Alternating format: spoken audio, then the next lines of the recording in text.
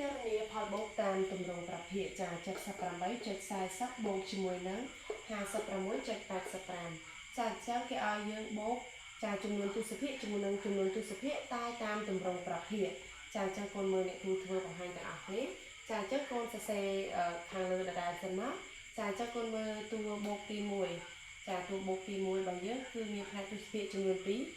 ខ្ទង់ចាអញ្ចឹងពេលផ្នែកទស្សភាគមាន2ខ្ទង់កូនត្រូវចាយជាមួយនឹង100ចាមានន័យថាភាគបាយរបស់វាគឺ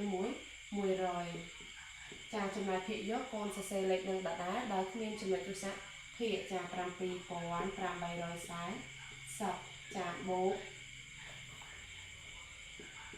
កជាមួយនឹងចាលេខតួបូកទី2ដូចគ្នា85ចាផ្នែកទស្សភាគរបស់យើងគឺមាន2ខ្ទង់ចាអញ្ចឹងមានន័យថាភាគបាយរបស់វា100ដែរចាអញ្ចឹងកូនត្រូវសរសេរភាគយកដដែលនោះ5685ចាសរសេរអត់មានចំណុចទស្សភាគទេចាឥឡូវកូនមើលយើងបូកប្រភេទជាមួយនឹងប្រភេទដែលមានភាគបាយដូចគ្នាចាអញ្ចឹងដើម្បីបូកប្រភេទជាមួយនឹងប្រភេទដែលមានភាគបាយដូចគ្នាចាកូនធ្វើការបូកភាគយកជាមួយនឹងភាគយកភាគបាយរក្សាទុកដល់ដែរចា7840បូកជាមួយនឹង5685ចាភាគបាយគឺ100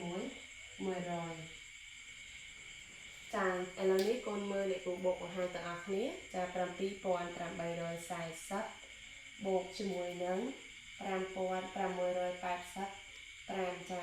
0បូក5 5 4បូក8 12សរសេរលេខ2ត្រាទុក1 1បូក8 9 9បូក6 15សរសេរលេខ5ត្រាទុក1 1បូក7 8ចា8បូក5 10 13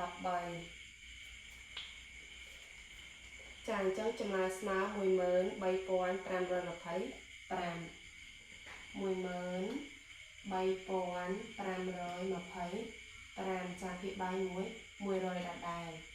ចាអញ្ចឹងកូនមើលចាយើងចែកលេខនេះចាគឺភាគបាយរបស់វាគឺមាន02ចាអញ្ចឹងនៅពេលដែលចែកប្រភេទដែលមានភាគបាយមាន02ចាកូនធ្វើការសរសេរលេខភាគយកដដែល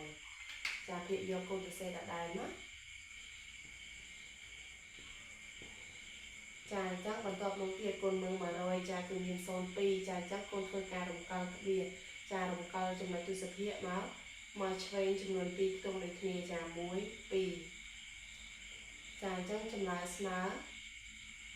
135.25 135ចុចជាមួយនឹង